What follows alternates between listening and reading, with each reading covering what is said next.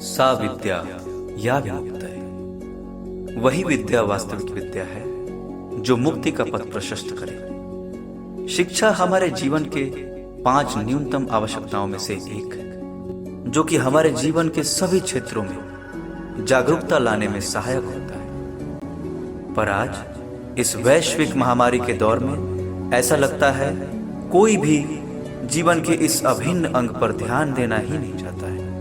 इस वैश्विक महामारी से बचने के लिए सरकार द्वारा लॉकडाउन लगा दिया गया, पर कौन किस हाल में था और पूरे लॉकडाउन में किस हाल में अपनी जिंदगी गुजारा, इन सभी के वीडियोज वायरल हो रहे हैं। सरकार के साथ साथ अन्य स्वयंसेवी संस्थाएं जरूरतमंदों के भोजन, वस्त्र और आवास की व्यवस्था कराने की कोशिश में जुटे हैं। पर हमारे देश भारत में जिन आवश्यकताओं के क्षतिपूर्ति में कमी रह गई, तो वो है शिक्षा और चिकित्सा।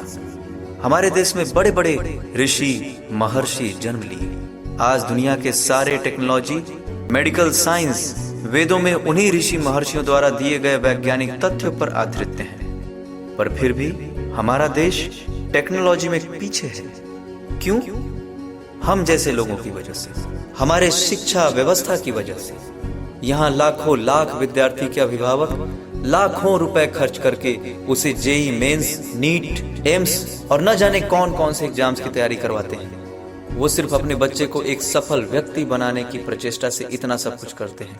पर होता क्या है, उसमें से मात्र 15 से 20% बच्चों का सिलेक्शन हो पाता है अच्छे कॉलेजों में आगे की पढ़ाई के लिए। और उसमें भी प्राइवेट कॉलेजों की तो बात ही कुछ और है। यहाँ तो गवर्नमेंट कॉलेज के भी फीस इतने ज्यादा हो गए हैं कि आम आदमी के बच्चे इस पढ़ाई की तो सोच भी नहीं पाते। एक तो पढ़ाई करने के लिए बच्चों को अपने राज्यों से दूसरे राज्यों के शहरों में जाकर रहना पड़ता है, क्योंकि उनके राज्यों में पढ़ाई की वैसी व्यवस्था नहीं है। और ऊपर से एंट्रेंस एग्जाम्स तो इतने टफ कि पहले ही साइंटिस्ट और डॉक्टर्स की खोज हो जाए। विदेशों में एंट्रेंस एग्जाम्स में जनरल नॉलेज और रीजनिंग जैसे क्वेश्चंस होते हैं और लगभग सभी बच्चों को आगे बढ़ने के लिए अपॉर्चुनिटी दी जाती है।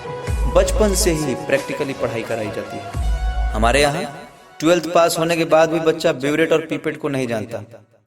इंजीनियरिंग पढ़ने के बाद मैकेनिक बनता है, डॉक्टरी करने के बाद कंपाउंडर बनता है और मैनेजमेंट की पढ़ाई करने के बाद झोला लेकर निकल पड़ता है सेल्समैन बनकर। ये हाल है हमारे देश की शिक्षा व्यवस्था का। इसमें दोष सिर्फ बच्चों का ही नहीं, बल्कि शिक्षा प्रदान कर रहे इंस्टीट्यूट, कॉलेज, यूनिवर्सिटी और शिक्षा मंत्रालय का है, जो कि इन बच्चों के भविष्य को लेकर जरा से भी परवाह नहीं करते।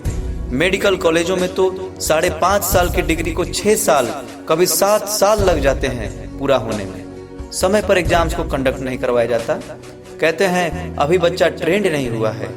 अरे भाई, बच्चे को ट्रेनिंग देने के लिए तो आपको फीस दिया जा रहा है। ऐसे कई यूनिवर्सिटीज जहां बच्चों के एनुअल पेपर जो कि नवंबर और दिसंबर में होने वाले थे, उसे टालते टालते मार्च तक ला दिए। और फिर तो लॉकडाउन ही लग गया, तो सब कुछ बंद।